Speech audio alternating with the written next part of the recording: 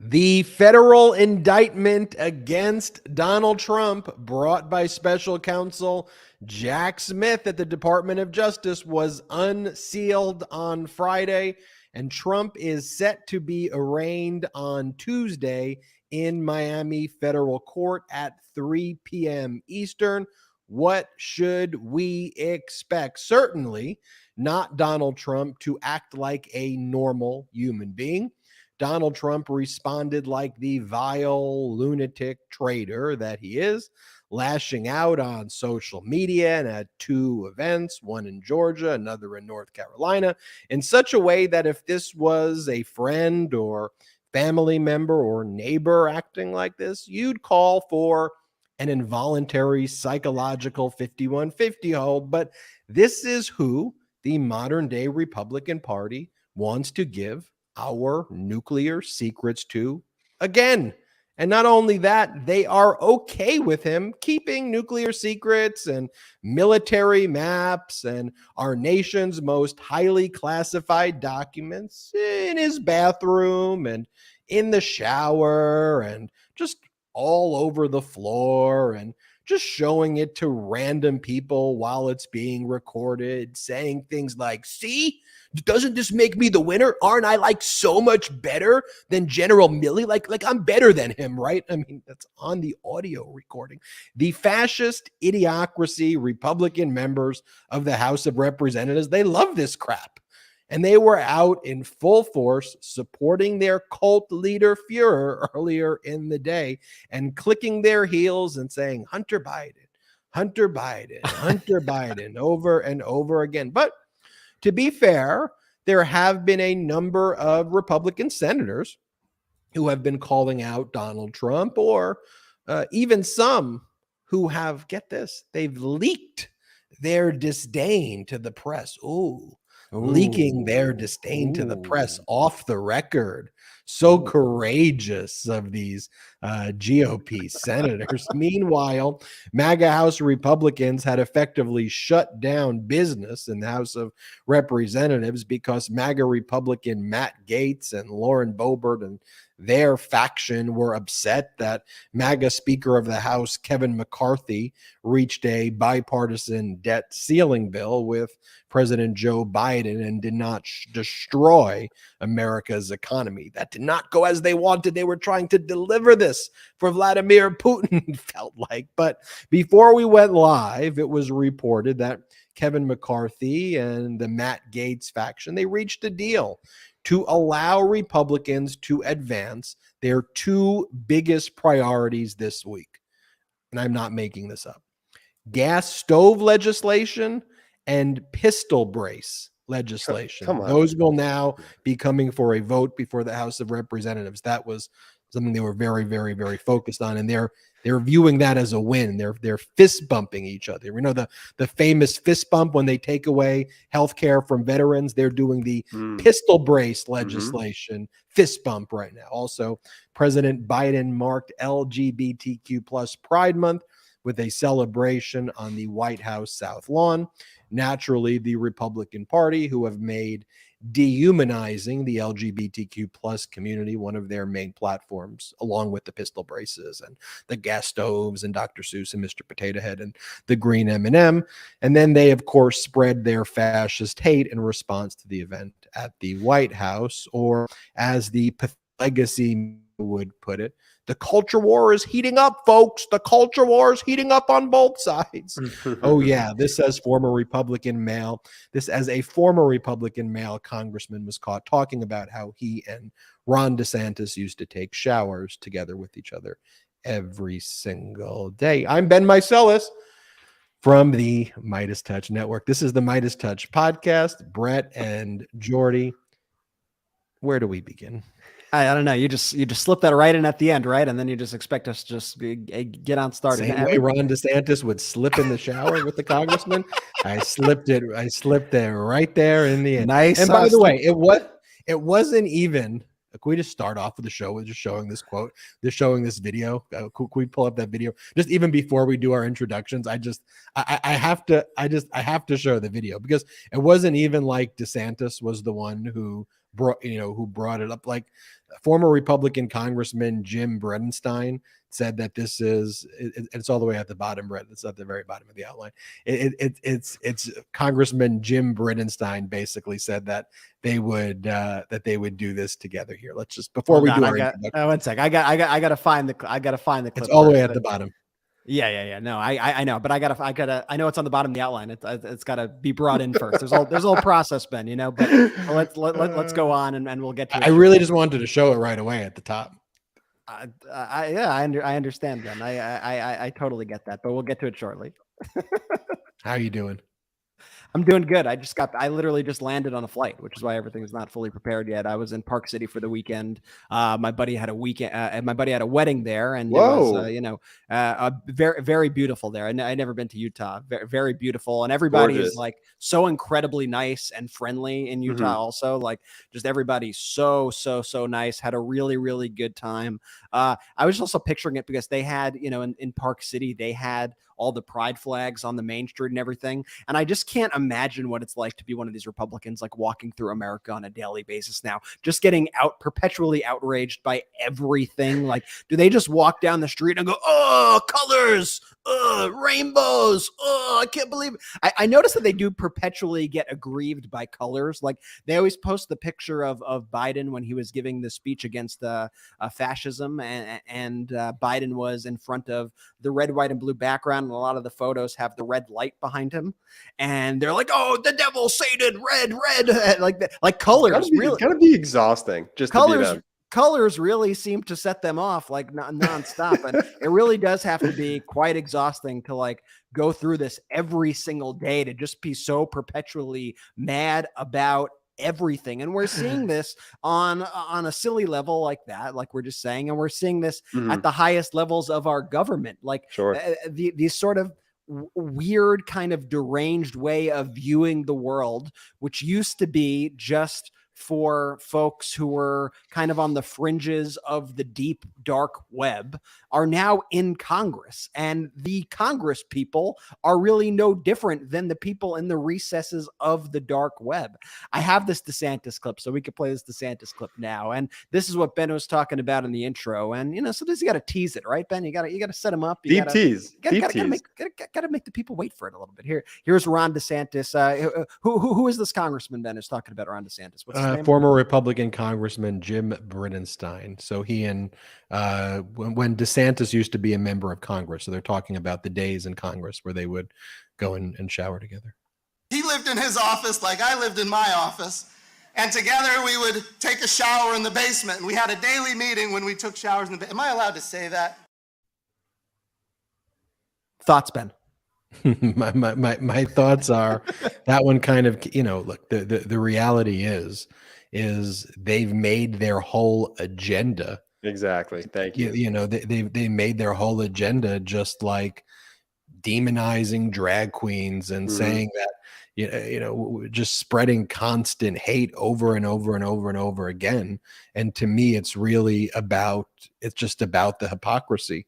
And so when you see things like that, Bingo.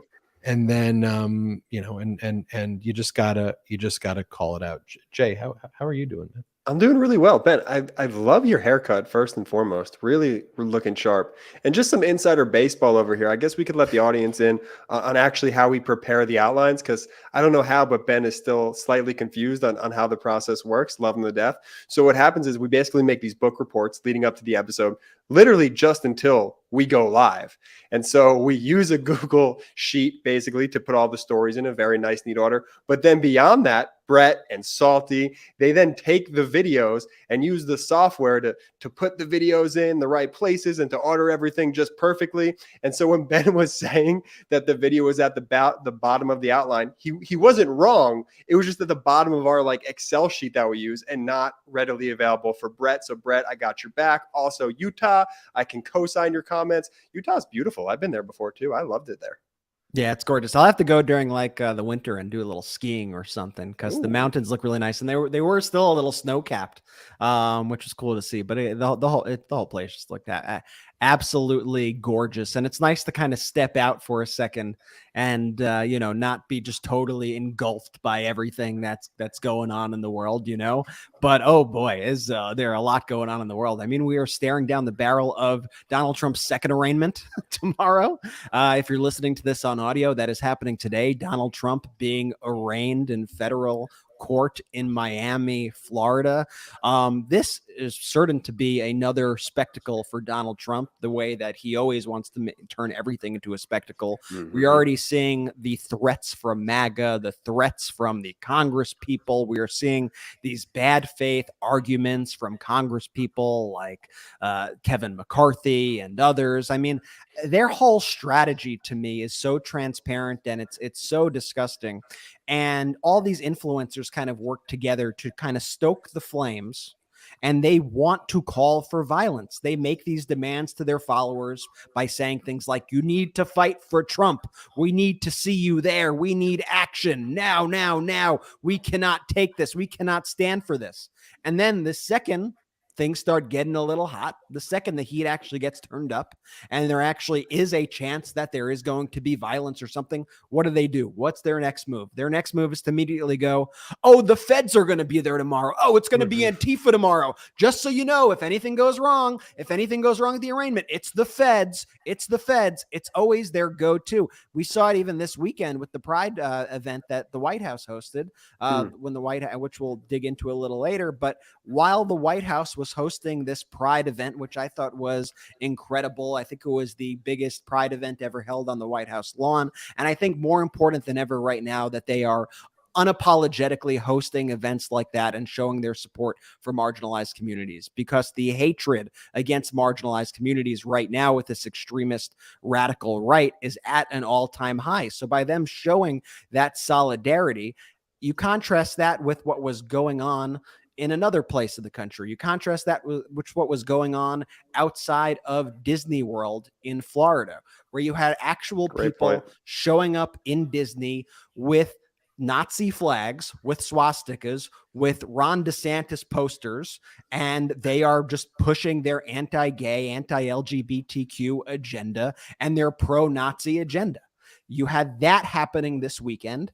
And at the same time, you had the Pride event at the White House. To me, that's a tale of two Americas. This is a choose your own adventure as we go into all these elections going forward. And what America do you want to see? Do you want to see an America of inclusion, of acceptance, an America where everybody is welcome? Or do you want to see an America overrun by these extremists in the country, overrun by these literal Nazis waving Nazi flags? And what do they do when they get called out on it? What do all these influencers who every single day stoke the hatred against these communities, every single day push this extremist, horrific, fascist rhetoric? What do they say when the inevitable results of their words come to fruition and you actually see Nazis in front of Disney? What do they say? They go, oh, that's the feds. It's just a plan. That's the feds. That's not us. That's the feds. And then they go all in on their hatred of the LGBTQ community, all in on just demonizing the White House for celebrating the LGBTQ community, all in on trying to eradicate the LGBTQ community from society. And they are proving our very point of why there are Nazis out there in Florida, even though they try to deny it. At the same time, that is going on. It is just the level that they are able to kind of disassociate themselves with their actions, with their words. It is extremely horrific. And I think we need to call it out and we need to say what is happening in this country. These are fascists. These are extremists. And this is not normal. Yeah, and I was reading this article before we went live. It's from Politico, and it says how these GOP hardliner conservatives reached a deal with Kevin McCarthy. So the group of Matt Gaetz and Lauren Boebert, and they call themselves the Freedom Caucus because, of course, like when you're the Soviet Union, what do you call your propaganda paper? You call it Pravda, you call it Truth. If you're Donald Trump, what do you call your social media platform, right? You call it Truth. So what do you call something that wants to take away people's freedom? You call it the Freedom Caucus, right? So that group of Matt Gaetz and Lauren Boebert, they made a deal with Kevin McCarthy to basically reopen up the government after trying to basically shut down what was going on in the House of Representatives because they were pissed that Kevin McCarthy entered into the bipartisan debt ceiling bill. So they made the deal. The story from Politico says GOP hardliners reach a deal where now we don't know the terms of this deal, but it's going to allow all of the Republicans to bring two things that are most important to them right now: pistol brace and gas stove legislation. And this is how it's being reported by Politico. So in return for this deal, they say conservatives, like there's nothing conservative about this, but conservatives will help advance a pistol brace and gas stove legislation, two issues that unify Republicans, but had stalled out amid GOP infighting last week. It won't happen immediately, though. GOP leaders were still forced to scrap votes Monday evening.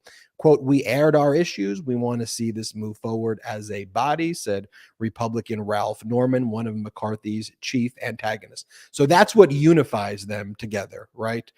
Gas stove legislation and pistol brace legislation. And just so you know, like when we talk about pistol brace, and it's another term for a stabilizing brace, and why it is that President Biden had an executive order and wanted to regulate pistol braces or stabilizing braces. It was originally intended for people with disabilities so that they can use AR-15s with one hand if they were otherwise immobile. So that's how these pistol braces were invented in 2012 for that purpose. Actually, someone named Alex Bosco invented the pistol brace in 2012 to help a disabled veteran shoot an AR-15 more accurately. He later formed a company called SB Tactical and partnered with the company to market this. So this came out in 2012. But a man using a stabilizing brace on an AR-15 killed 10 people at a grocery store in Boulder, Colorado. Another used one at a school in Nashville. 9-year-old children and 3 school staff members. Stabilizing pistol braces were also used in mass shootings in Colorado Springs and Dayton, Ohio. So following the series of these horrific mass shootings across the nation, the Biden administration called for tighter gun control and stricter regulations on background checks and then stiffer penalties on straw purchases. But one of the things they focused on too were these stabilizing braces and pistol braces. By the way, they have an exemption if you are disabled. So for the intended purpose of allowing someone who's disabled to have a pistol brace to use an AR-15, that's still allowed. But even then, this is what MAGA Republicans are rallying around as their main issues: pistol braces, stabilizing braces for everyone, so you can just shoot your AR-15 that much more easily than already the AR-15 can be shot. I speak to people who are gun owners all the time, and people who are real gun owners who use these weapons, who go to shooting range or who hunt, always say to me repeatedly that they don't want this in the hands of people who are irresponsible. It is ridiculous. Responsible gun owners want people to be responsible. This is their issue, Brett, and Jordy, stabilizing braces and gas stove legislation right now. They pulled the conversation so far to the right, and these Republicans, whether they know it or not, have become so extremist and so radical. And frankly, a lot of them are the people who probably would be flagged in these background checks and whatnot, which is the reason why I guess a lot of them are also fearful of these rules, because these are the people who have run afoul for these rules. A lot of these people are people with criminal records, of people or records of abuse abuse, records of drug issues, records of things that show that they pose a danger and a threat to our society. We keep seeing that over and over and over again. And we played the clip on the show in the past. We don't have it right now, but of that Chief Justice to the Supreme Court, Warren Burger, who was known as a very conservative justice. And he himself said that the Second Amendment was subject to one of the biggest pieces of fraud. He said, I repeat the word fraud on the American public by special interest groups that I've ever seen in my lifetime, saying that these groups were misconstruing the meaning of the Second Amendment to basically say that it allows for the uninhibited use of any weapons at any time, any amount of ammunition, whatever you want to do, you could get to do with your weapons. And the fact that these are their priorities, and whenever the Republican Party does something even semi-normal, like, all right, guys, let's not let the economy completely crash. Okay. Let's not throw the entire world into a global depression. How about that? Those are the things that they take issue with. They don't take issue with kids getting gunned down in schools. They don't take issue with people trying to, afford their rent or insurance or whatever in Florida. Like those are not the issues they care about. They just care about making things as extreme as possible on a day-to-day basis and picking the issues that are frankly just the red meat to this extremist base over and over and over again. It goes to show you that none of these people really have power. As Ben often says, and as Ben has corrected us in the past when we go, what's McCarthy doing like all this for? Like for power? You go, this guy really have any power? A guy like Kevin McCarthy doesn't have any power. A guy like Kevin McCarthy is a puppet to the most extremist forces in his party. He is a puppet of Donald Trump. He is a puppet of Marjorie Taylor Greene, and he is a puppet of the MAGA base, who he is absolutely terrified of on a daily basis. And you could see it on this guy's face. Yeah, exactly, Brad. Look, it also goes on to show you what we say on the show a lot. These MAGA Republicans, they're not met for this moment. They don't actually care about this country. They'd rather rob you blind as the American citizen, as long as they're lining their pockets with NRA money and donor money there. What this MAGA Republican Party, this fraction of the country, this really just evil and disgusting group are doing is they're exactly that, Brett, trying to give their base that red meat. So let's go after gas stoves, because you know what? That's not a serious issue that anybody cares about, except for these weirdo extremists on the right. And so you look at what they're doing day in and day out. It's much harder to try and pass real legislation to save people's lives, like common sense gun reform. That's too hard for them. So they don't want to do that because that's going to hurt their bank accounts also. They're going to go after gas stoves and other ridiculous things like that and attack marginalized communities like the trans community day in and day out, because that's what their base loves. Then look at just some of the posts that they've made in the past 24 hours, some of these MAGA Republican House of Representative members. This is Thomas Massie, MAGA Republican. His response to the unsealed indictment, 38 counts against Donald Trump for willful retention of national defense information, conspiracy, obstruction of justice, Espionage Act, and other counts. Thomas Massie's response is a threat against our country. Just think about how sick this is.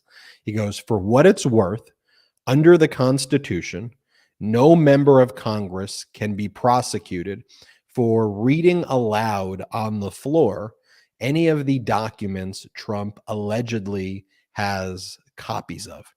You're threatening America now? Like, we know that Donald Trump, from the unsealed indictment, because it includes actual audio recording transcriptions, right? It has actual photographs of Mar-a-Lago, not taken by the Department of Justice. As part of Donald Trump's speech, he goes, oh, they must have taken that picture and knocked it over. It just shows you how simple and stupid their lies are. So for those watching on YouTube right now, and for our audio listeners, you can go to the YouTube, but I'm sure if you've read the indictment, you've seen this photograph of in this room where a box has all of these documents that are just all over the floor. And you can see on the bottom right one of the documents has it's the cover page that has the classified border around it. You could see it in kind of orange right there, but the actual page is redacted. And so when confronted with that image, Donald Trump says in the speech, and the MAGA Republicans, they all say, they go, the FBI must have knocked it over and planted that. Like, that photo was taken by Walt Nauta, your co-defendant. That photo was taken by your employees and sent well before the Department of Justice ever executed a search warrant. Those were the photos of your employees that come from their phone. And then the other thing that they say about that photo in particular is they go, it's just newspaper articles. There's no classified information you can see there. Yes, it is. It's like literally right there.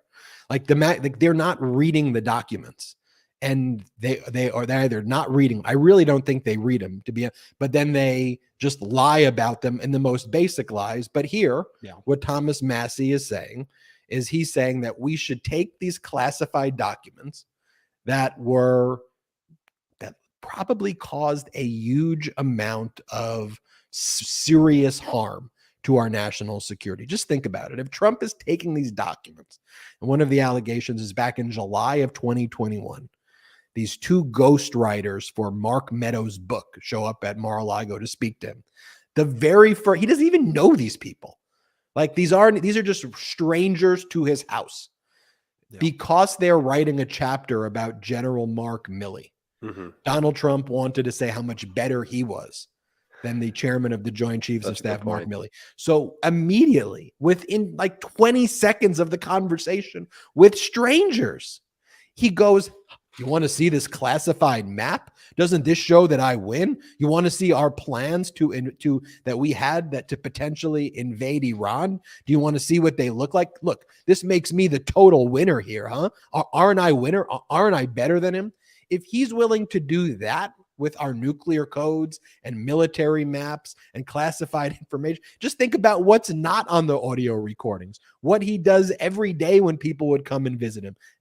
Why we have that allegation is because Jack Smith got the actual audio recording. But here the Republican response is, I can read it on the House floor and it's perfectly legal. It isn't. What he is saying is what the Republicans try to do every day under a clause in the Constitution called the speech or debate clause, which in most instances gives members of the House of Representatives and the Senate immunity from being questioned on things that they say on the floor, unless they're like engaged in crimes. That's how they go and they just defame Biden every day, because they try to say, hey, you can't sue us for that under the immunity of speech or debate clause. He gave away the game there, huh? Like he gave away his mindset and the mindset of the Republicans when they bring all these incendiary claims to the House floor and they make up all these lies about Biden and whoever, and they just throw it all out there because they know that they are protected by the law from actually being charged with defamation or questioned about their statements, because they go, hey, it's just speech and debate clause. It's just our legislative duty. We're just asking questions here. That's what they hide behind. And Massie came out and he just gave up the game. So, but why is he wrong though here? Why is this not, why would that not be safe to read confidential documents on the floor? In addition to it just blatantly being a crime, there's a whole body of case law embodied in U.S. versus Gravel in a case called Brewster.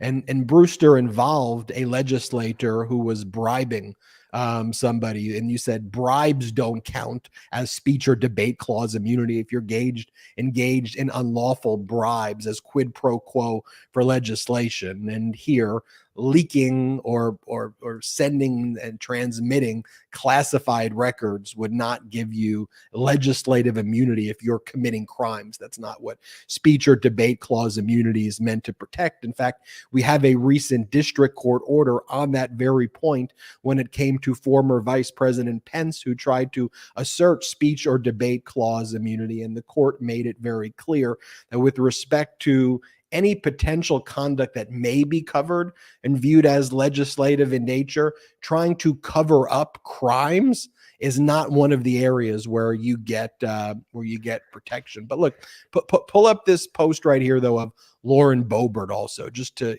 give another example. This is, again, how they try to weaponize the speech or debate clause just to spread utter lies every single day, right? She goes, if there was an FD 1023, and they love like names like that. You get Ben, right? You get a number in there. You get like you get a word that's beyond 2 syllables, or you get something that has like the word force in it. Like if you get something that's called like strike force or Game over. Game over. Strike Force 1050. Like these are like the perfect names. You could do. Maybe we should make like a generator, a Republican conspiracy theory generator that just generates crazy names like this for them. FD Strike Force Counter Strike. Counter Strike. Perfect. They're like, we got it. We got it. Okay, so here's the Boebert tweet. If there was an FD 1023 on President Trump that had even half the allegations that the one on Biden has, we'd be in the midst of impeachment proceedings. There are 2 standards of justice in our country, and that is not a secret. I mean, she's just a moron, right? Like she's just a complete and total. You sure about that? You sure about that? An FD 1023 form is an allegation, which she says. So anybody can make an FD 1023. You can make an FD 20. Any listener can make an FD 1023. You would then contact an informant that's with the FBI. You could give the FD 1023 form to them and then ultimately file this allegation. Just because it's an allegation doesn't mean that it's true. An allegation has to have proof. Anybody can make up anything about anybody. And the specific FD 1023 that they talk about over and over again was given to Bill Barr, who rejected it. I know Bill Barr, who they all now say is a rhino. Bill Barr, what Donald Trump called Bill Barr, a gutless pig. And they call Bill Barr a rhino. But Bill Barr got this exact FD 1023. He had somebody investigate it. He had a United States attorney from Pennsylvania look into it and goes, this is not credible. Well, why are you giving me these stupid documents that are being funneled from foreign sources to Rudy Giuliani? You know, and the reason that Bill Barr rejected wasn't out of the goodness of his heart. He thought that these documents were so ludicrous and so stupid, it was going to hurt his other plans to actually try to attack the people that Trump wanted him to attack. He's like, stop giving me these dumb documents. I'm trying to do this John Durham thing for you. I've got this special counsel who's going after your political enemies, and we're trying to do it that way. Can you stop giving me these dumb documents through Giuliani? It's going to hurt everything that we do. So Barr rejected it for that reason. And then, of course, Donald Trump today goes, this is what he says about, what are you going to say, Brett?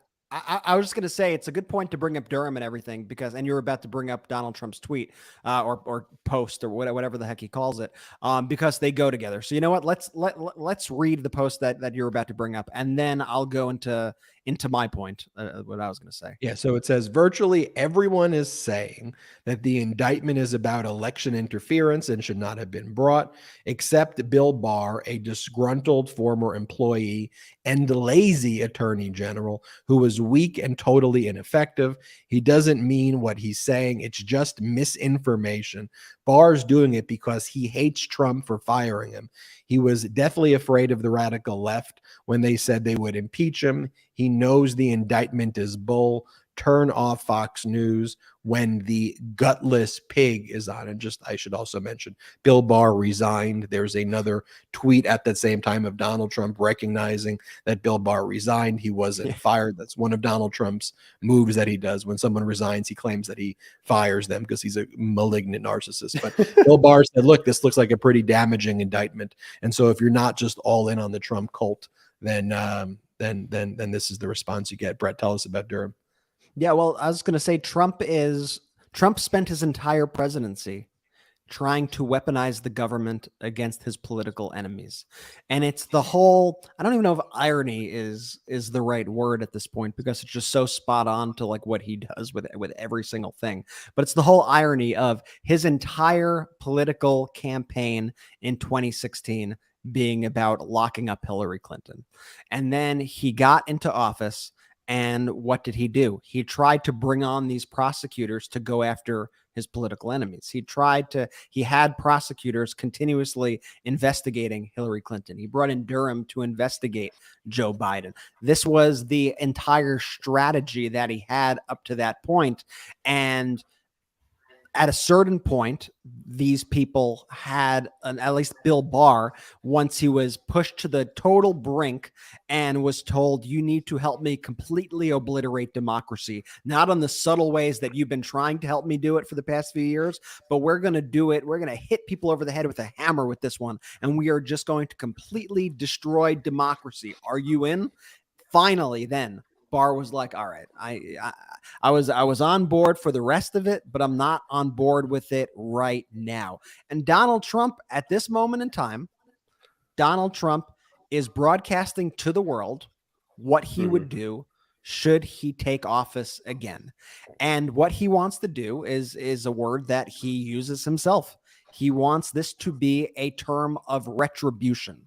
He views these attacks as being personal against him, and he wants to use the power of the presidency to be more like the power of a dictator, and he wants to go and prosecute and jail his political opponents simply because they oppose him.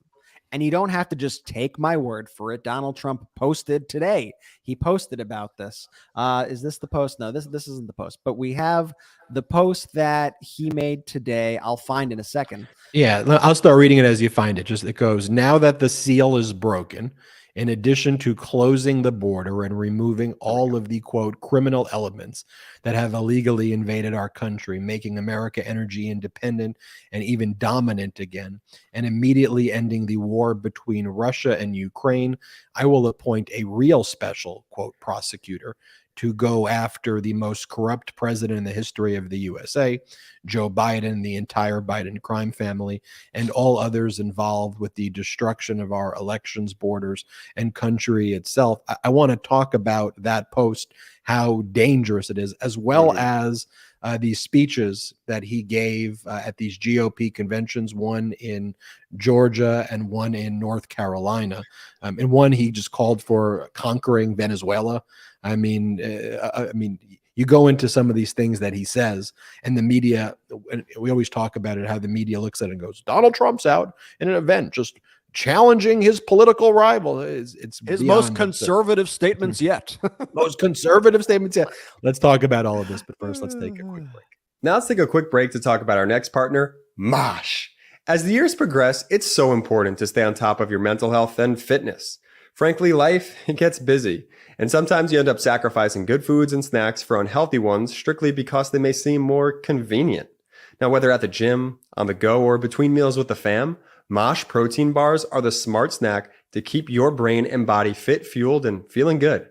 With 6 delicious flavors, each Mosh bar comes packed with 12 grams of protein and made with ingredients that support brain health like ashwagandha, lion's mane, collagen, and omega-3s. At 160 calories and only 1 gram of sugar, Mosh protein bars are the guilt-free snack your brain and body will crave. Your brain, it's your number one tool, which is why Mosh protein bars were mindfully formulated by some of the world's top neuroscientists and functional nutritionists. Founded by Patrick Schwarzenegger and Maria Shriver, Mosh is a mission-driven brain health and wellness company that donates a portion of all proceeds to support women's brain research through the Women's Alzheimer's Movement at Cleveland Clinic. I absolutely love Mosh protein bars. They're delicious, they're savory, they're the perfect smart snack to keep your brain and body fit, fueled, and feeling good.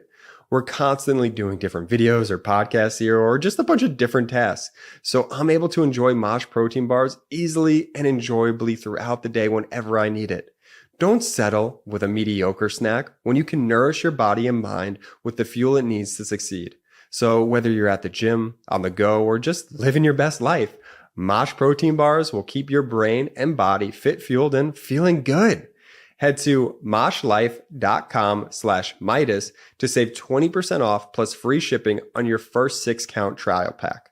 That's 20% off plus free shipping on your first 6-count trial pack, which includes all 6 mouth-watering flavors. moshlife.com/Meidas. Did you know that your temperature at night can have one of the greatest impacts on your sleep quality? If you wake up too hot or too cold, I highly recommend that you check out Miracle Made's bed sheets. Inspired by NASA, Miracle Made uses silver-infused fabrics and makes temperature-regulating bedding so you can sleep at that perfect temperature all night long.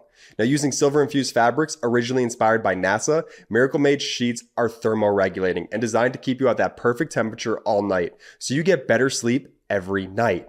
These sheets are infused with silver that prevent up to 99.7% of bacterial growth, leaving them to stay cleaner and fresh 3 times longer than other sheets. No more gross odors. Miracle sheets are luxuriously comfortable without the high price tag of other luxury brands and feel as nice, if not nicer, than the bed sheets used by some 5-star hotels. Stop sleeping on bacteria. Bacteria can clog your pores, causing breakouts and acne. Sleep clean with Miracle. Go to trymiracle.com/Meidas to try Miracle Made sheets today.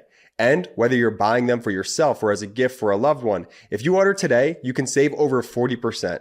And if you use our promo code Meidas at checkout, you'll get 3 free towels and save an extra 20%. Miracle is so confident in their product, it's backed with a 30-day money-back guarantee. So if you aren't 100% satisfied, you'll get a full refund. Upgrade your sleep with Miracle Made. Go to trymiracle.com/Meidas and use the code Meidas to claim your free 3-piece towel set and save over 40% off. Again, that's trymiracle.com/Meidas to treat yourself. Thank you, Miracle Made, for sponsoring this. Let's go. Let's go. Hey, those sponsors, they really help the show. They love the pro-democracy movement. If you're in the, if you're in the market for those products, check out the links below in the description or the podcast description. I just wanted to say this too real quick, Brett, before we move on. You used the term irony before, and I think you're right. I think, there's definitely, ironic sentiment within what's happening right now, especially with the GOP and Trump, but also projection. You know what I mean by that?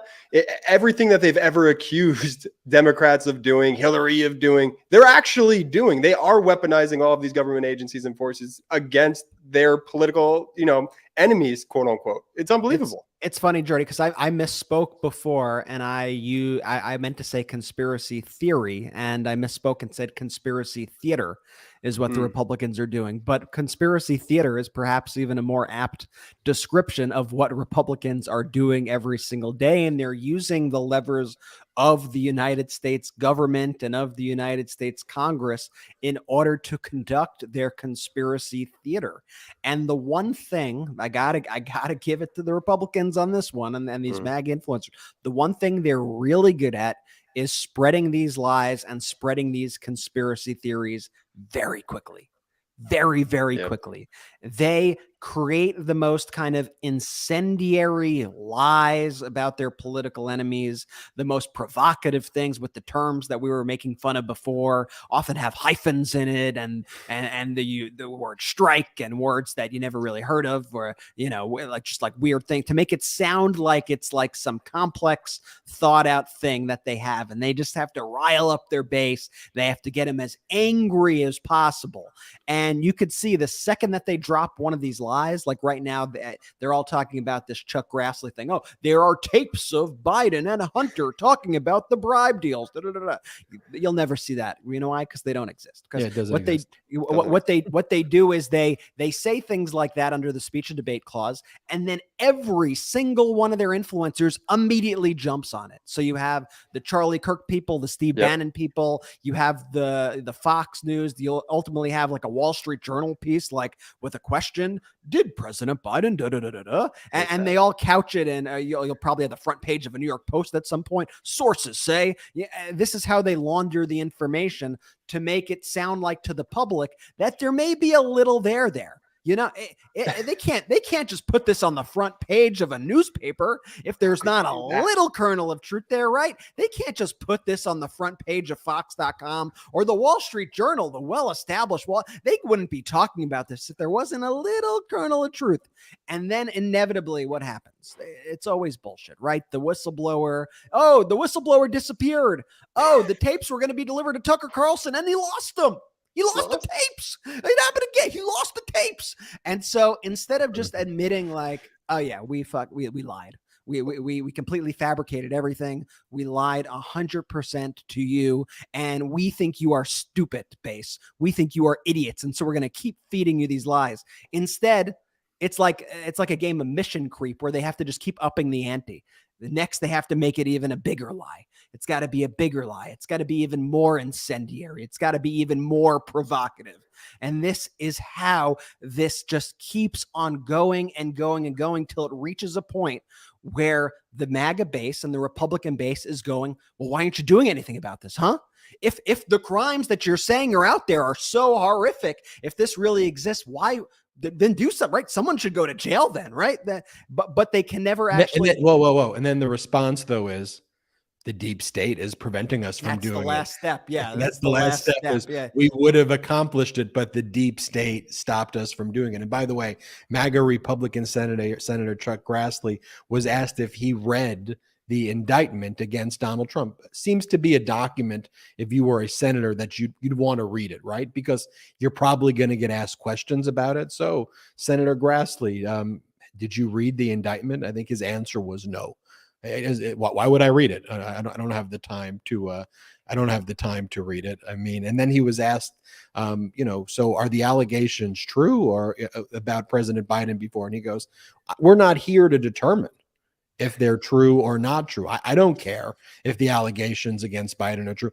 I just simply want to see if the allegations exist." What are you even talking about?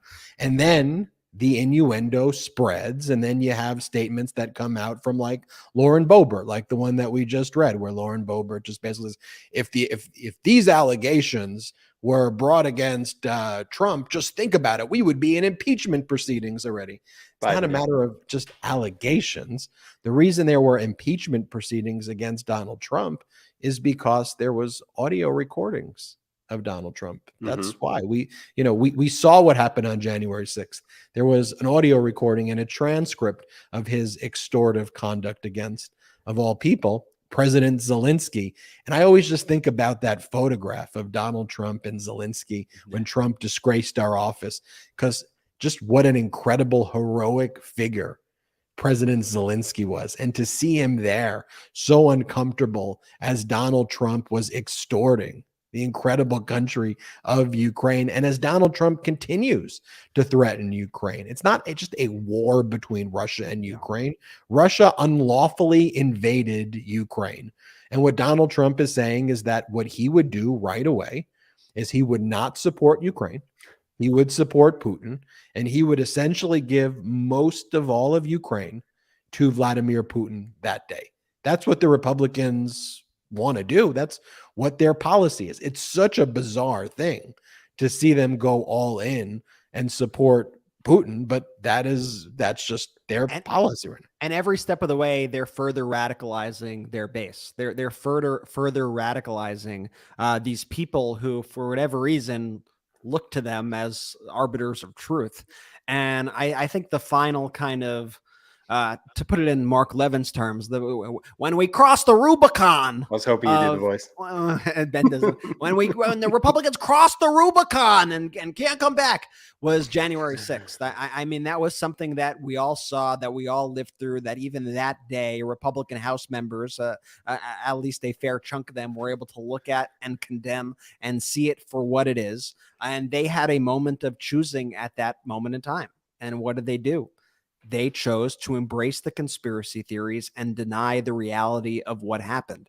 They chose to take the position, not in the interest of the United States of America, but to take the position against the United States of America, the position of our enemies. And they chose Donald Trump over the nation. And since that moment, there has been no looking back for these people. And frankly, there is no crime that Donald Trump could commit. There is no crime that really any of these Republicans can commit. There is no lie too big that this base would look at and go, I'm done with you.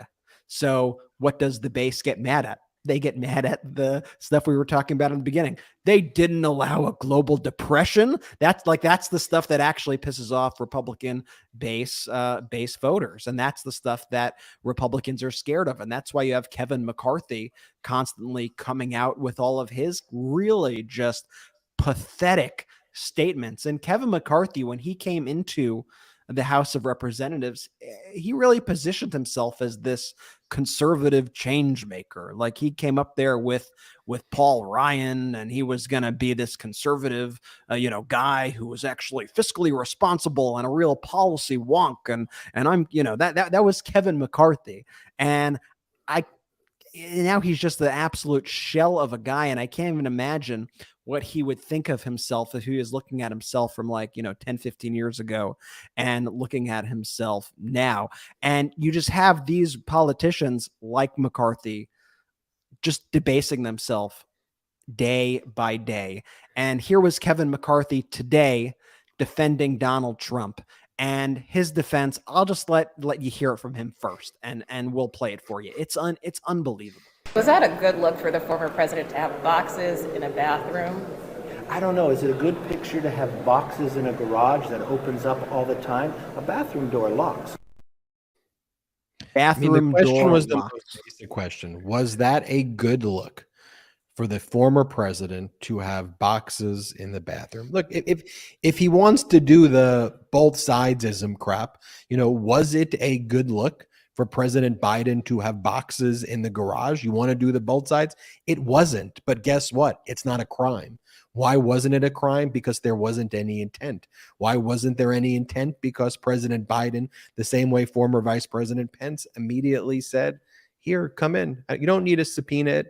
Whatever documents you need, have free reign, take whatever you want, look whatever you want, not trying to hide it, not trying to conceal it, not showing it to people who it doesn't belong to.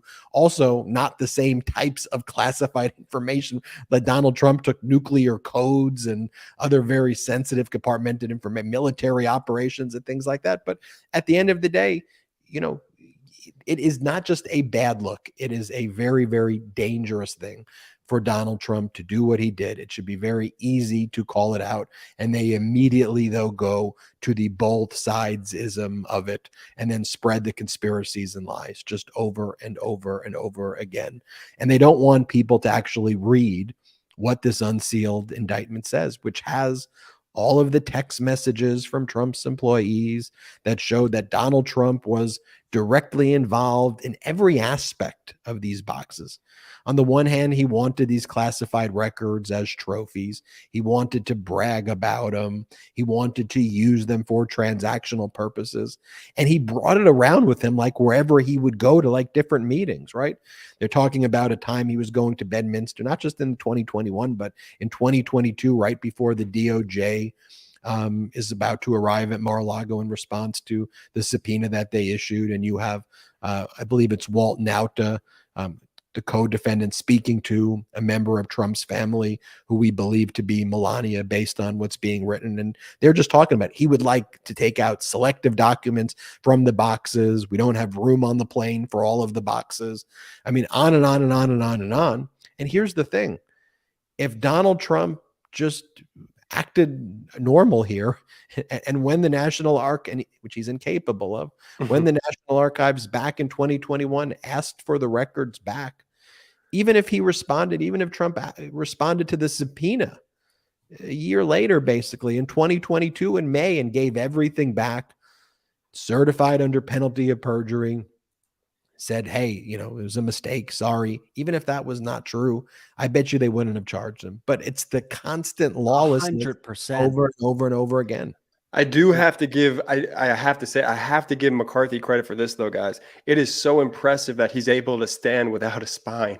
What a spineless POS, man. Oh, my goodness. Weakest speaker in history. And then what about you saw Jim Jordan this weekend? And Jim Jordan was asked about storing material in the bathroom and whether Donald Trump should be able to do it. And just, if we have this clip, show what Jim Jordan said. I'm sure you've seen the photos from the indictment. I'm sure you've seen the photos from the indictment. There are classified documents in the bathroom, in a ballroom stage, and classified information that we're talking about, information that the United States shares with its allies, critical information, strewn on the floor. Does that look secure to you? Again, Dana, the standard is the standard. The President of the United States, he can classify and he can control access to national security information however he wants. That's the standard. That's the Constitution. That's what the court said in Navy versus Egan, a 1988 case. I don't know how many more times I can say it. Okay, so if he wants to store material in a box in a bathroom, if he wants to store it in a box on a stage, he can do that. That is just what the law and the standard is. Again, I think this just underscores how political this whole thing is. Jack Smith, I mean, you know how political it is when they selected Jack Smith as a special counsel? All right. By the way, I always emphasize this, and I think it's important. So Jim Jordan, who chairs the Judiciary Committee, he's who the MAGA Republicans selected to chair the Judiciary Committee. He's not a licensed lawyer. The minimal threshold for having a license as a lawyer is passing the bar exam. Do I think the bar exam is this great and always accurate exam, but, you know, and determines who's going to be a good lawyer? I took the bar exam, passed the bar exam in California. It was a pain in the ass to study for. It is what it is. You just get it out of the way. You study for it because you need to get your legal license if you want to practice. And if you want to start citing cases the way Jim Jordan does, and he wants to cite the cases with his sleeves rolled up, you know, he doesn't know. It is a constant waterfall of just lie after lie after lie. Donald Trump does not have those. You can't declassify things with your mind. You can't steal records after you leave office. But here's the thing. There is no bottom to what they justify. As Donald Trump, you know, famously said that if he was on Fifth Avenue in front of his supporters and shot and killed someone, they would still support him, right?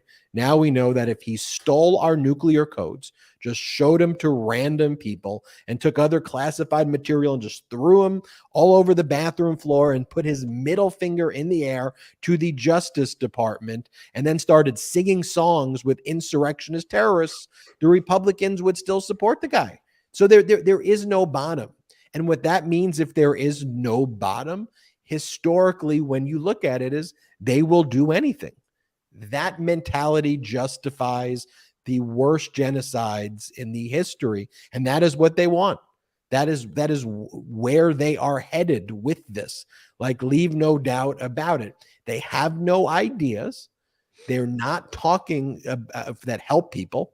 They're not talking about jobs. They're not talking about the economy. They're not talking about healthcare. They're not talking about, you know, Social Security other than taking it away. They're not talking about veterans. What are they talking about? Raw power. They're talking about conquest. They're talking about anointing a strong man who will resolve everybody's problems, and we don't care. And they're talking about attacking marginalized groups. That is the discourse of authoritarians who support genocide. That is, unfortunately, what the Republican Party has become right now. There's a poll that just came out, which talks about national security risk if Trump keeps nuclear military documents, right? So for the rest of the country, other than GOP primary voters, 80% of the rest of the country, that's a significant part, believe that it is a national risk if Trump keeps nuclear military documents, right?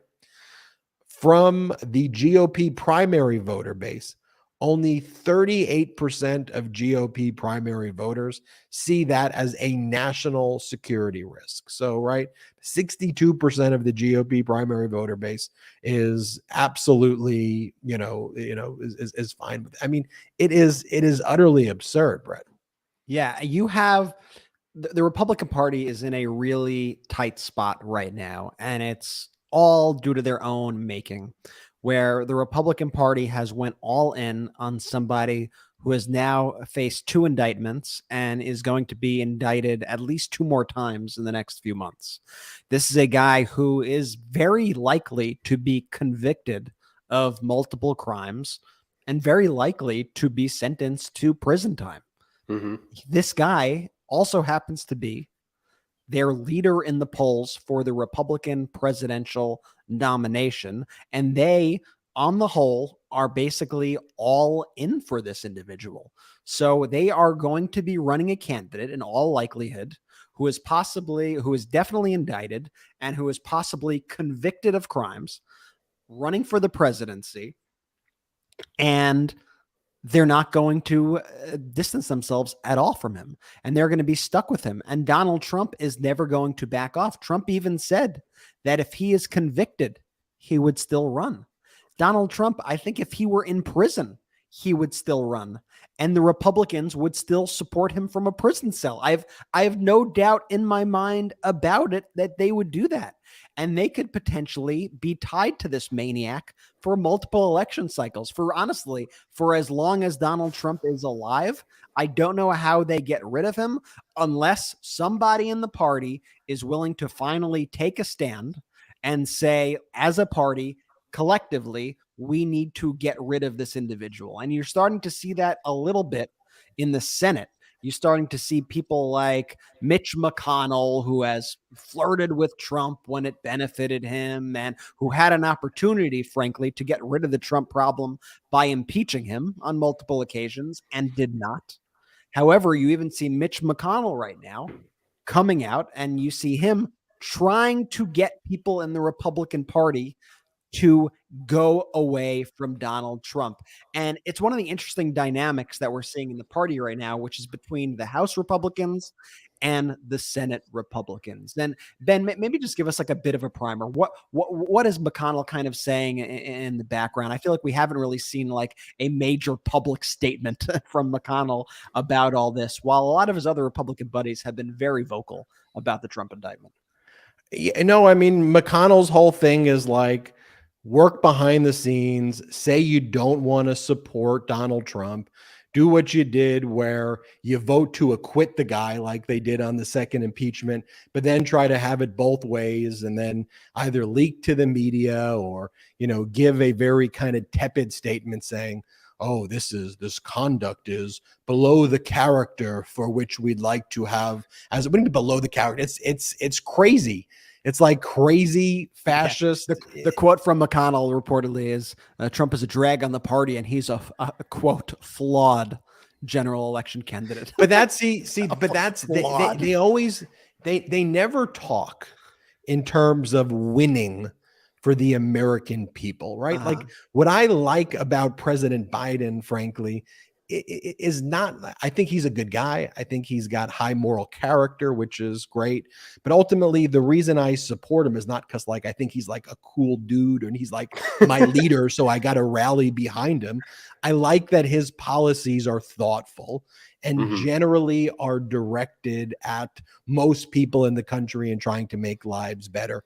And does he always succeed? No. Are his plans always perfect? No. Are his plans sometimes flawed? Yes.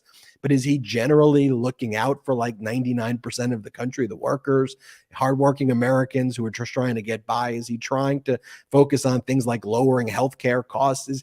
Every day he's talking about trying to protect people and give rights to people and to make sure people are achieving what they deserve. He's talking about veterans. He's talking about seniors. He's talking about students. Let's craft these policies.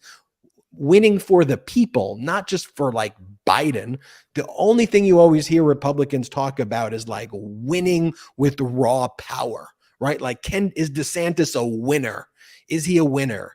Oh, they talked about him showering with another guy. Maybe he's not a winner anymore. It's like, okay, is he going to destroy the woke? Can he eradicate the woke from society? Can he eradicate pride? Can he eradicate the LGBTQ community? It's always about destroying. It's always destruction. It's always, can we get rid of this group rather than can we uplift all groups? And when we go back to that poll, the national security risk poll, when you see that the rest of the country, not just the Republican primary voters, think it's a pretty big risk that Donald Trump had these nuclear secrets on him and was potentially doing nefarious things with him.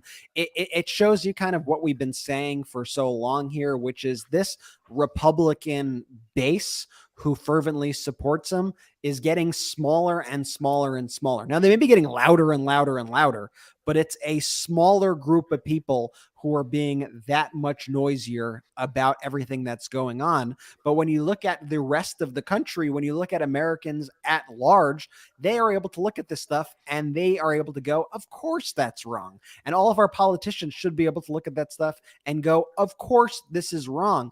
And to your point, Ben, Lindsey Graham, when he was on TV over the weekend, he said something that I think speaks to that exact point, that they are not trying to speak for the American people and what's best for Americans, but they are specifically trying to speak to what is best for Republicans. And I'll play this very bizarre, disturbing, frankly, meltdown from Lindsey Graham on TV from over the weekend. Donald Trump has said repeatedly that he did nothing wrong. Do you believe that? Well, here's what I believe. We live in an America where if you're the Democratic candidate for president, Hillary Clinton, Secretary of State, you can set up a private server in your basement to conduct government business. And when an investigation is had about your activity, no, let me finish. But you didn't answer the question. That was ridiculous. Well, yeah, I'm trying to answer the question from a Republican point of view. That may not be acceptable on this show. Notice what he said there too. I'm trying to answer it from a Republican point of view. Like, I need to step inside the character of what our talking points are, not what the American point of view. Yeah, but answer it from an American point of view. Like answer it like as an American, just as a human being, as just an honest person, instead of wearing your red hat or your blue hat, because this is an objective thing. Just like January 6th is not a matter of debate here. This is an objective issue where national security was put at risk, and there will be a trial. There will be a jury of Donald Trump's peers who will weigh the evidence, just like the grand jury weighed the evidence before bringing this indictment. But the evidence that is out there is incredibly damning and clear cut. We have a judicial process. It is playing out. So you could whine all you want. You could say, I need to give the Republican point of view, but there is no 2 points of view with a lot of these issues that we speak about here on this show. There is the truth and there is the lie, and you evidently want to present the lie. And so we need to unapologetically push back with the truth of the matter and call out these people like Lindsey Graham and say, listen, you are lying to the American people and you are putting Donald Trump above the United States of America. Look, I wanted to see, what was President Biden talking about in the past 24 hours, right? And so I just looked at his Twitter account to see how he's messaging versus what Donald Trump was saying in the past 24 hours. So Biden goes, we used to produce up to 40% of the world's microchips, but today we're down to producing just 10. Now semiconductor companies have invested over $200 billion since the beginning of my administration to bring production back home. We're turning things around, right? Jobs that will help Americans. Next one, our economic recovery isn't leaving anyone behind. All American workers with or without college degrees can compete with anyone in the world. Go to invest.gov to see how we're strengthening our workforce. Again, focusing on workers, focusing on jobs. What's Biden talking about as well? Junk fees are unfair. They hurt marginalized Americans and benefit big corporations. It's time we pass the Junk Fee Prevention Act to put more money back in the pockets of everyday Americans. I could keep going on and on, Arena, but you get the point. Meanwhile, over the weekend, when Donald Trump is speaking at the GOP convention in North Carolina, this is the North Carolina GOP convention, to be clear. And so, and he did one in Georgia, the Georgia GOP convention, then the North Carolina GOP convention. So what's he talking about there? Things like conquering Venezuela, taking big fat dumps. I was going to, there's so many of these clips. Let's show the one where he talks about big fat dumps. So just compare this. President Biden talking about jobs for the American people, President Biden talking about workers, veterans, Social Security, right? Things that we care about. Donald Trump talks about big fat dumps. I'll show you that clip, but first let's take a quick break.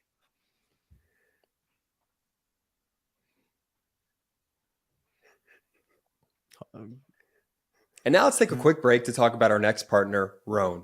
If you're like me, you understand the pains of finding out what to wear. Let's face it, most clothes are uncomfortable or too tight or never actually the size that you really are, and not to mention the annoyance of trying to put together a good outfit. And when you finally do have a good fit, you can only wear it for a few hours before you have an important meeting or dinner, and then you have to change.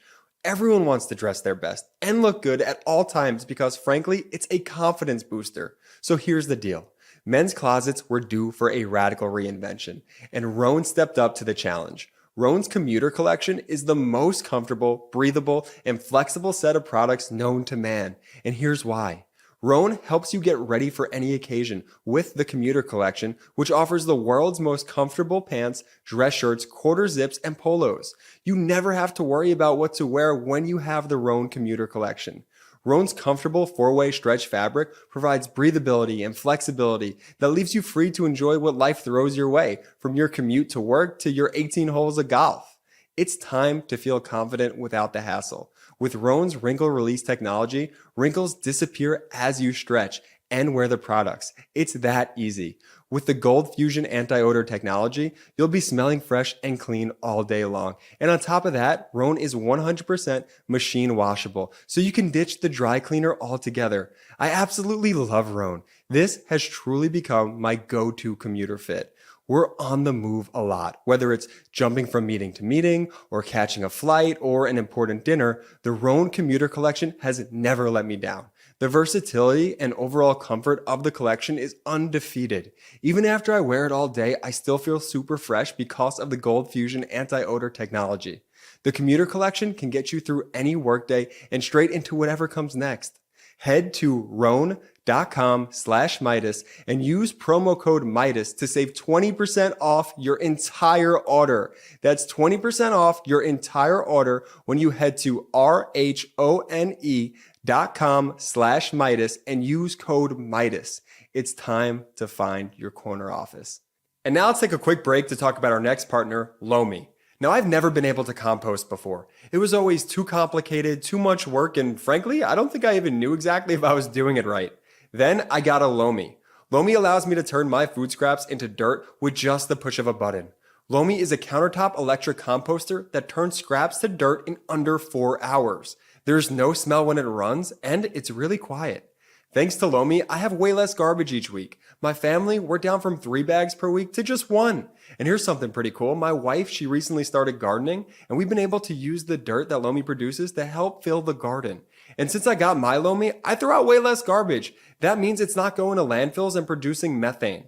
Instead, I turn my waste into nutrient-rich dirt that I can feed to my plants. I feel so great knowing that I'm composting and creating soil instead of waste. And I have basically a limitless supply of dirt for my garden. The other week I had my in-laws over for dinner, and the food cleanup process was such a breeze. Plus, they all think I'm super eco-conscious now. If you want to start making a positive environmental impact or just make cleanup after dinner that much easier, Lomi is perfect for you. Head to Lomi.com/Meidas and use the promo code Meidas to get $50 off your Lomi. That's $50 off when you head to Lomi.com/Meidas and use promo code Meidas at checkout. Food waste is gross. Let Lomi save you a cold trip out to the garbage can. And now, back to the video. Let's go, Jordy. I love the ad reads. We're back live here on the MeidasTouch Podcast. So where we last left off, I was reading some of the messages that President Biden was putting out, talking about the economy, talking about stopping junk fees, talking about workers. I could have went on. He posts about protecting Social Security, protecting seniors, real tangible plans too that are delivering benefits, reducing the costs of prescription drug prices, making healthcare accessible and affordable. On the other hand, you have Donald Trump giving speeches before the modern day Republican Party. So he's at the North Carolina GOP convention. And this is the type of stuff that they love talking about. The 2020 election, that's their big issue. That Donald Trump feels that he got cheated in the 2020 election because big fat dumps arrived in the middle of the night. Play this clip.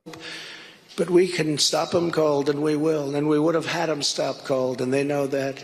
And they cheated like dogs. They cheated like nobody's ever cheated before.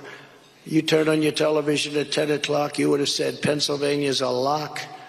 We were up by so much, a lot. All of a sudden, you see that big fat dump, that big dump at 3:02 or whatever it was in the morning. It's a disgrace what happened. I mean, that's their issue. Here's what we're gonna do for you: big fat 2020 dumps. Like what that's what they are talking about. Let's show you from more of this speech in North Carolina. This is what he had to say about. It was his plan, he claims, when he was in office, that he would call on Russia and Saudi Arabia to make the oil prices higher. This is the messaging that he's putting out there. Play this clip. Talk about that because I had to save the oil companies. They were all going to go bust. I said, this is the first time I've ever said we got to get it up a little bit. I actually called Russia and the King of Saudi Arabia. We had a three-way call, and we cut back on the oil because it was so incredible. Helped fill up the strategic national reserves, and he's now taken all of that to reduce gasoline prices for cars just prior to the election, very artificially. And he's reduced it down to the lowest level that it's been in, I think, 60 years.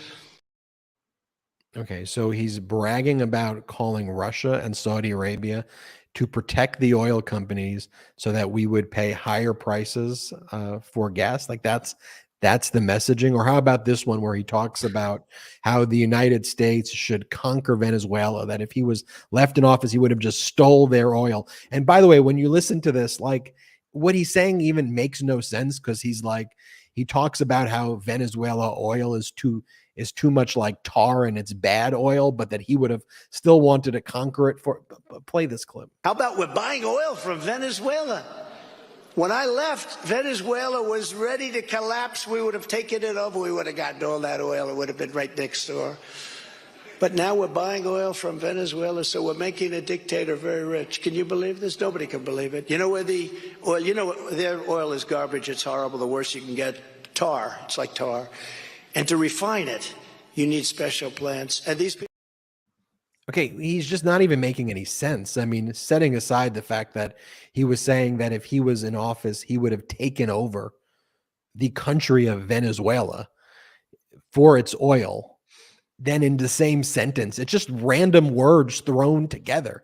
He goes, but their oil's horrible. Their oil is tar. Their oil is the worst. And by the way, here's the next one from that speech where he begins by saying that Richard Nixon was treated very unfairly. And he starts with, poor Richard Nixon. Here, play this clip. From Ukraine and from all these other places, tens of millions of dollars, they would all be rushing to try and get the story. Woodward and Bernstein, I'm not a fan of either one, actually. I got to know them, major sleazebags, but,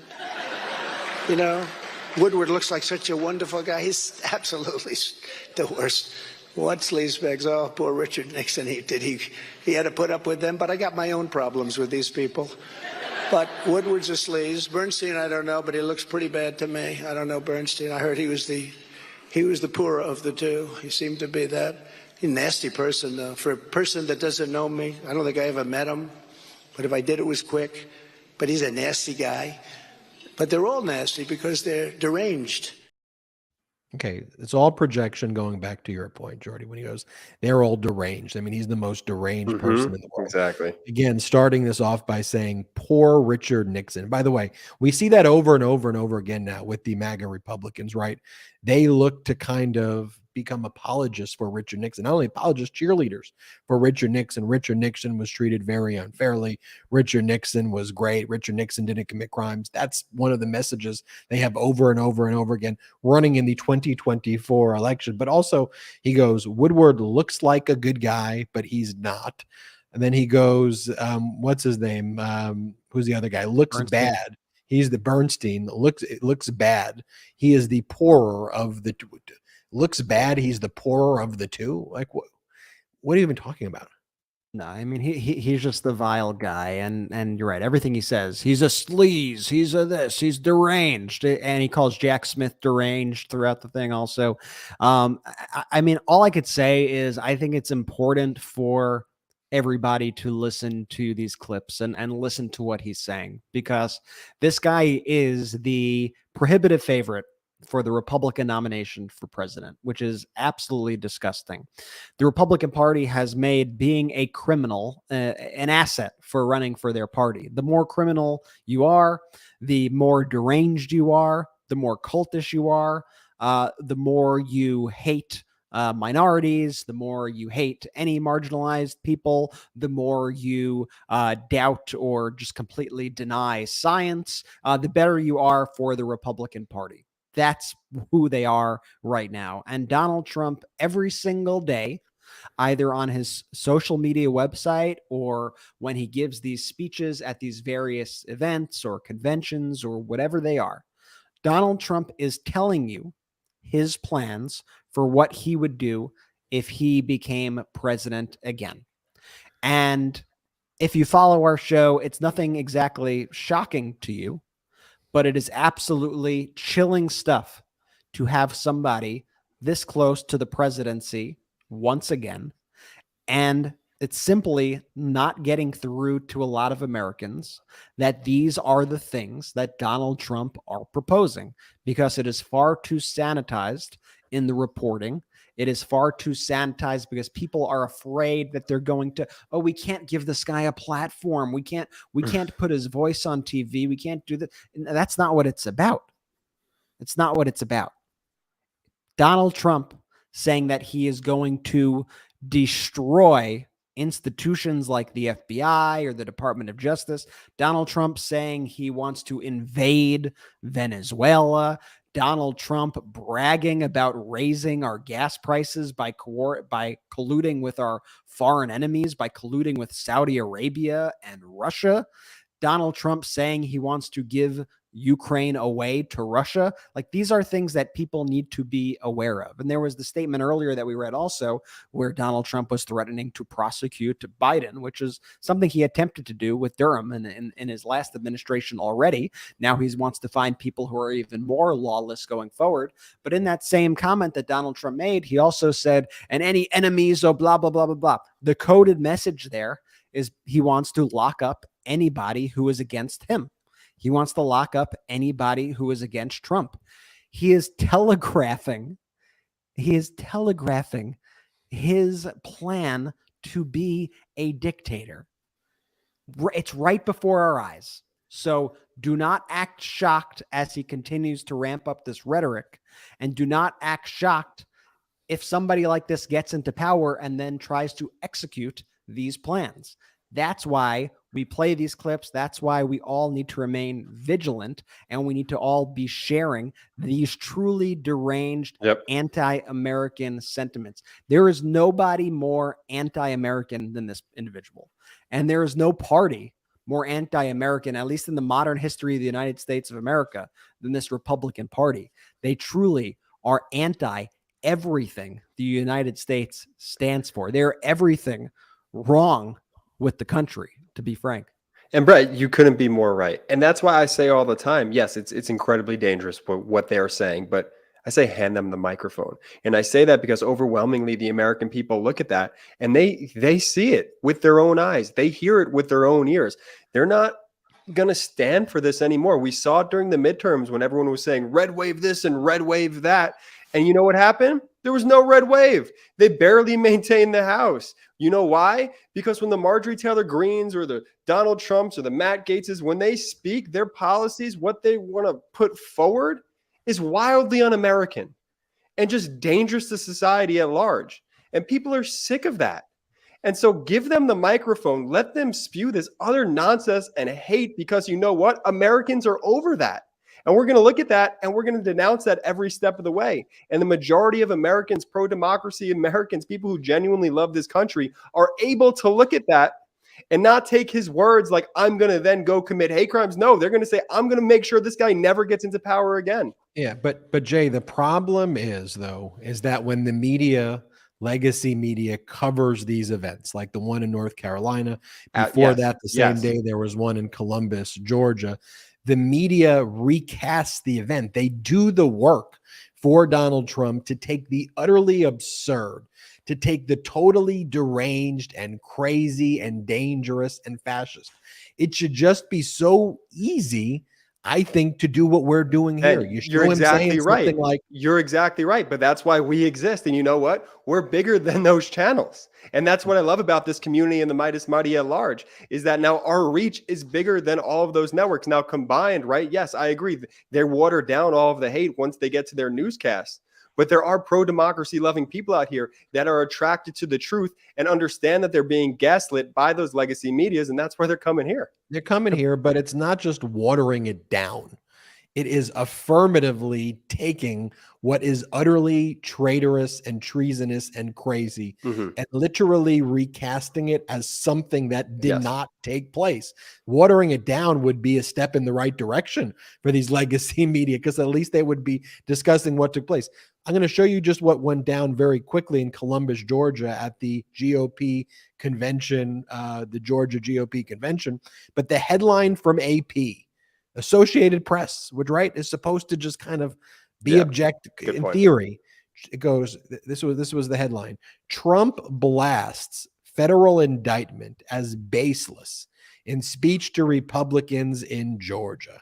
Former President Donald Trump on Saturday blasted his historic federal indictment as ridiculous and baseless, saying in his first public appearance since the charges were unsealed that the 37 felony accounts were an attack on his supporters as he tried to turn legal peril into political advantage. Quote, Trump is a fighter, and the kinds of people that attend these conventions loves a fighter, said Jack Kingston, a former Georgia congressman who supported Trump's White House campaigns from 2016 to 2020. Okay, this is what Donald Trump said about the Espionage Act, where he goes, they call it the Espionage Act. Doesn't that sound terrible? Here, play this clip. So you got to watch that. You got to watch it. We're all going to be watching it. As president, all of my documents fell under what is known as the Presidential Records Act, which is not at all a criminal act. Everything. It's all judged by the Presidential Records Act.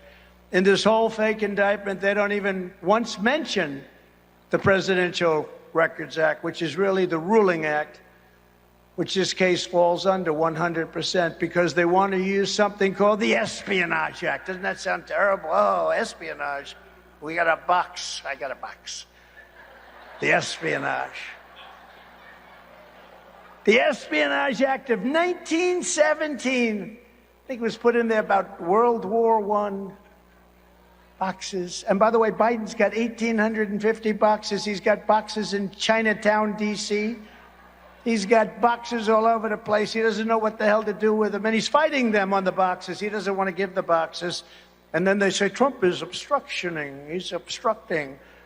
No, it's a sad day for the country. You know, I said, last night I said that.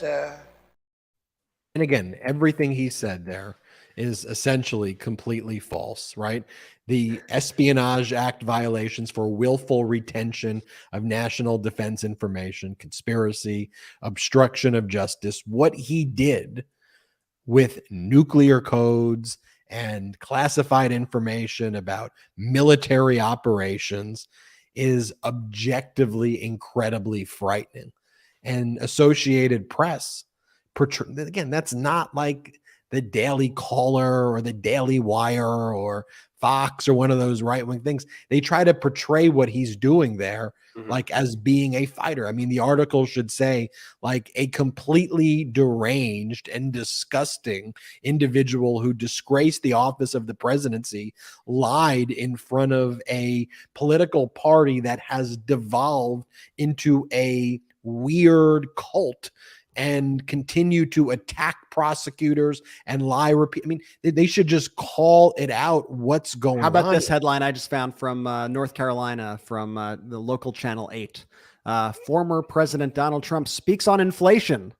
Baseless indictment in Greensboro for North Carolina Republican convention. For all those clips that we just showed everybody, that's what the local news. Yeah, that's the story that they. What do you guys think it is? You guys think it's laziness? You guys think it's that? It's laziness? Just they don't care. No, I think a lot of these channels are run by far right people. I think there's a lot of moneyed interests that run a lot of these networks. I think it's deliberate. I think some of it is laziness, but I think a lot of it is deliberate. And I think the local news is the most devious. And that's why you see the rise of organizations like Sinclair, which is a far-right pro-Trump supporting organization, buying up all these local media channels so that they could push this sort of messaging, so that when folks see it through their local channels, which they have come to trust and grew up with and view as, oh, look, they're talking about the opening of the local library, and they're talking about the opening up of this and that and my town, then they slip in this messaging. And the irony of the whole thing is that I've seen on so many occasions people on the right post that clip from the John Oliver show from last week tonight of all the news networks saying this, reading the same script at the same time about fake news or whatever the script was. And they try to use that as an example. And they try to say, oh, look, the news is fake. Look, it's all a conspiracy. Look at what's going on. Elon Musk posts the clip every 3 months. You see Trumpers post the clip every day. And then people go, oh my God, have you seen this? Holy shit, this is a conspiracy. It's like, that's the pro-Trump people who are taking over the media. Mm-hmm. That's you. That's what you are. That's your conspiracy.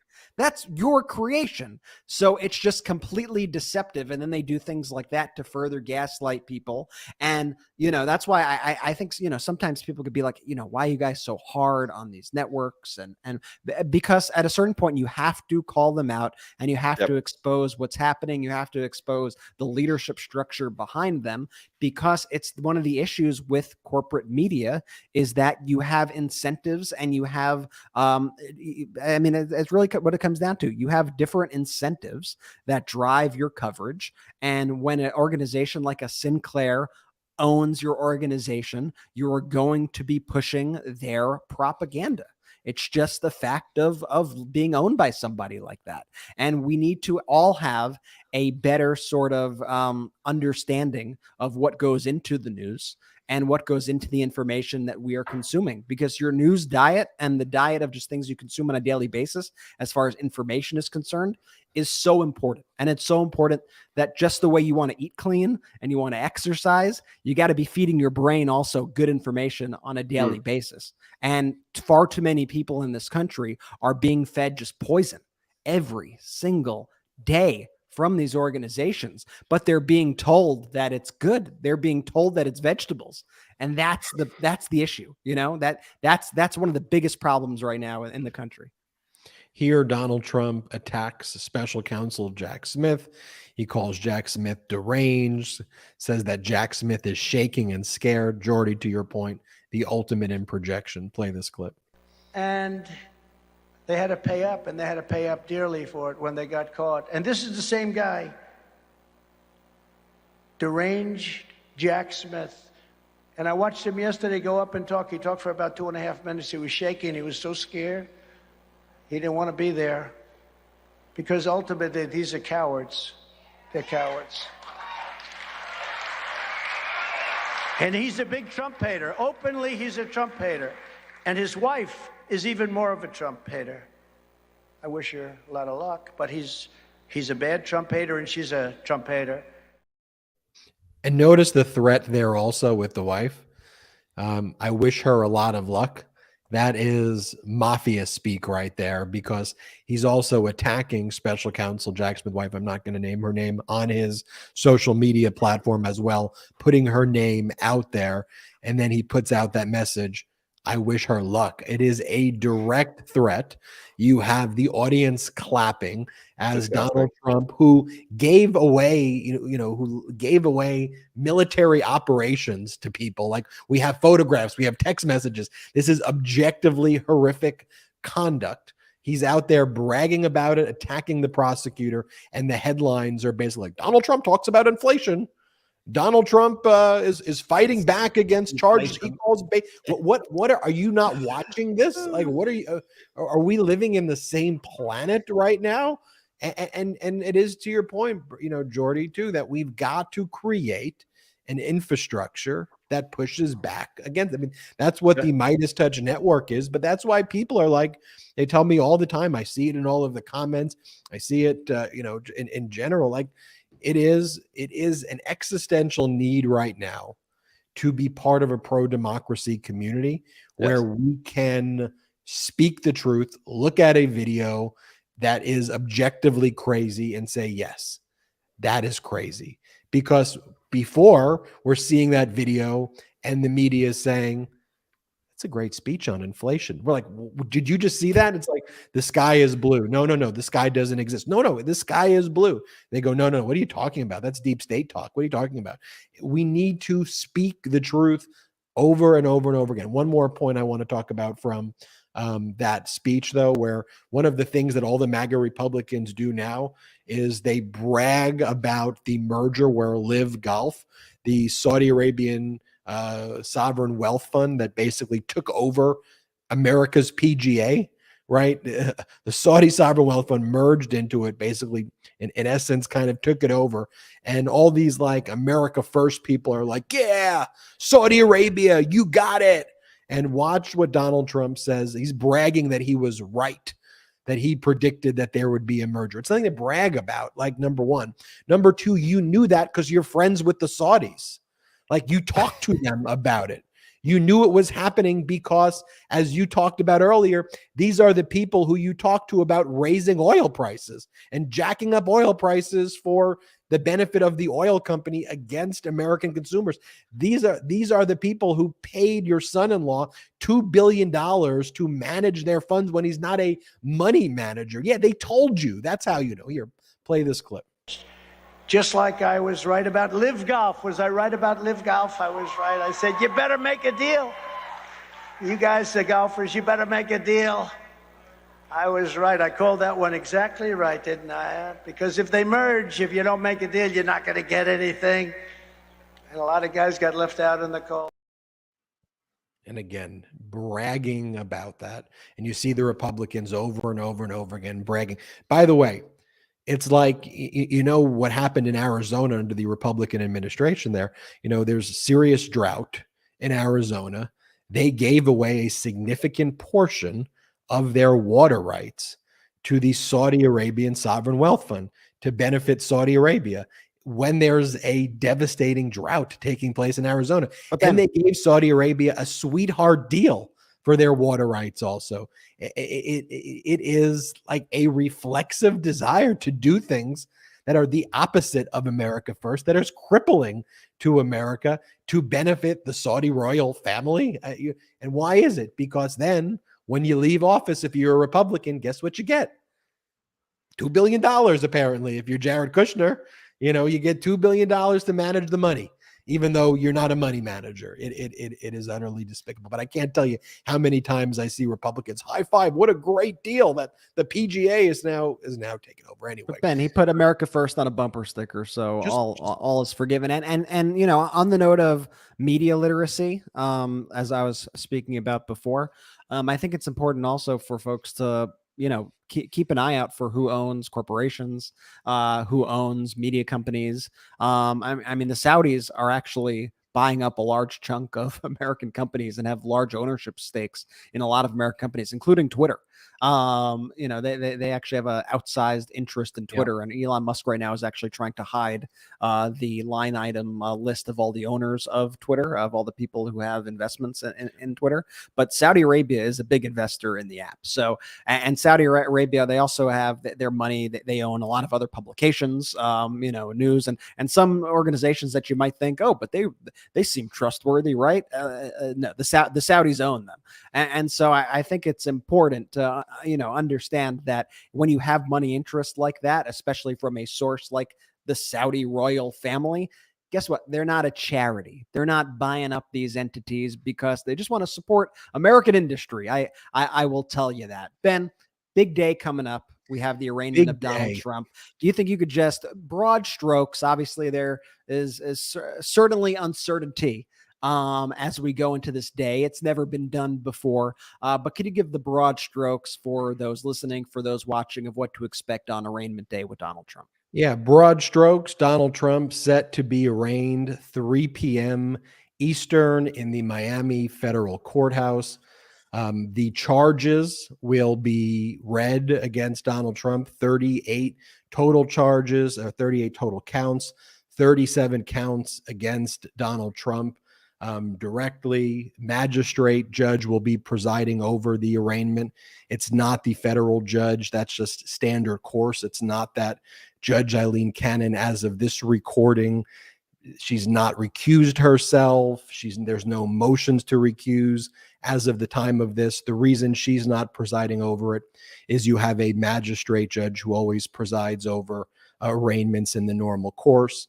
Donald Trump, the same way we saw in the Manhattan District Attorney proceeding, he will have the opportunity to plead not guilty or guilty.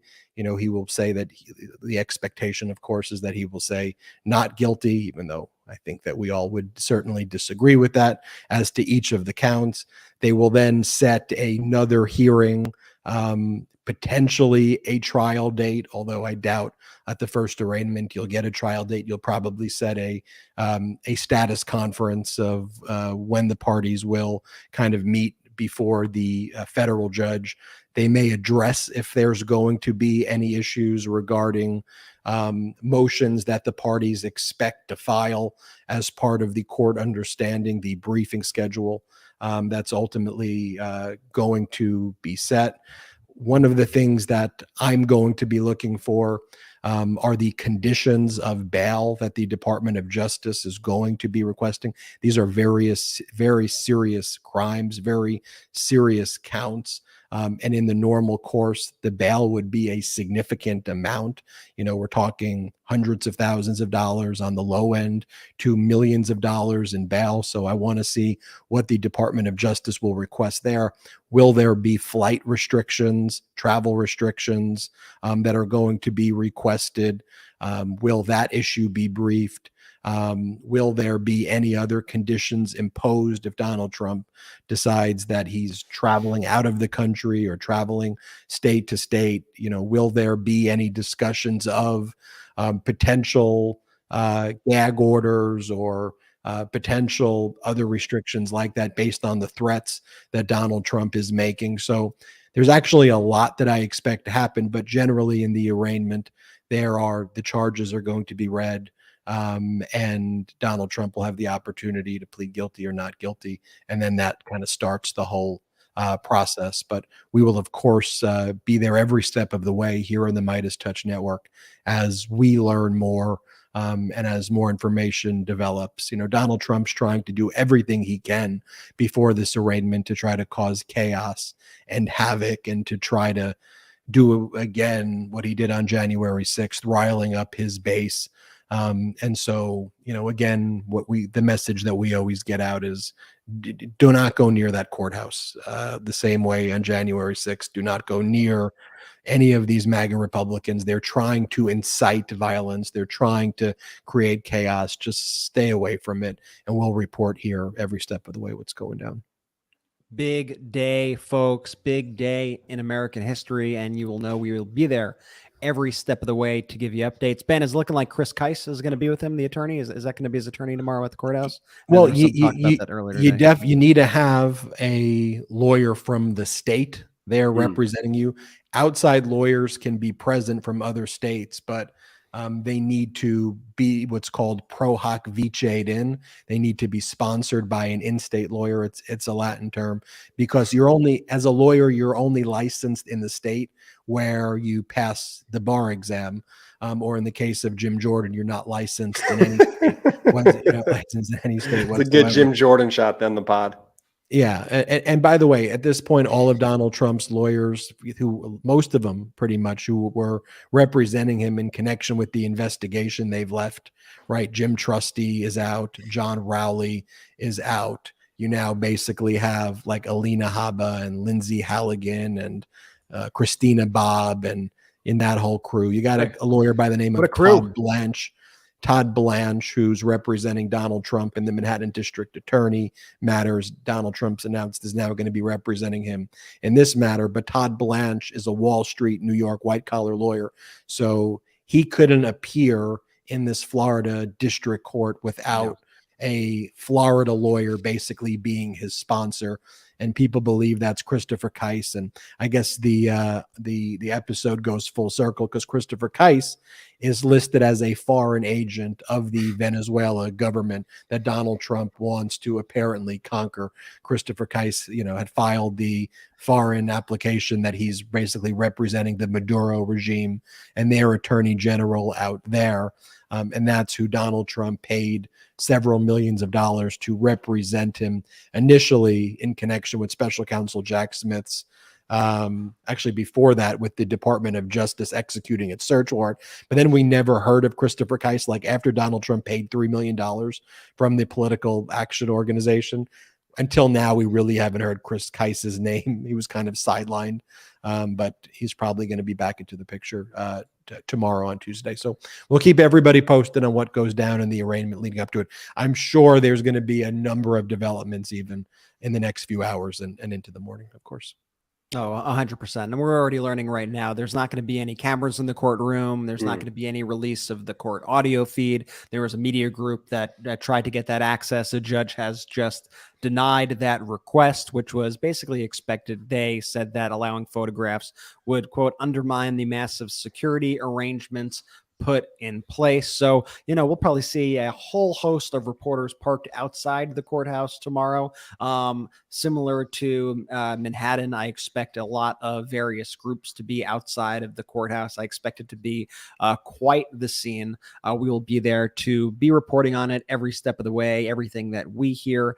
And, you know where to find all the info first, people, the MeidasTouch Network. Make sure you are subscribed right here. Absolutely. And make sure you subscribe to the audio feed.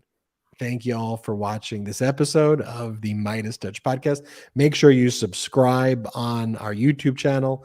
If you're just watching on our YouTube channel, make sure you also subscribe wherever you get audio podcasts. Just search the MeidasTouch Podcast there. Also check out store.meidastouch.com for the best pro-democracy gear. That's store.meidastouch.com. Also, if you want to support this network, we don't have any outside investors. So one of the ways that we grow this network is through our Patreon. Go to patreon.com/MeidasTouch, patreon.com/MeidasTouch. And there's even one tier, our honorary producers tier at the end of the show. We have our honorary producers tier show up with our new theme song, courtesy of Tennessee Brando. Gotta love it. Mighty anthem.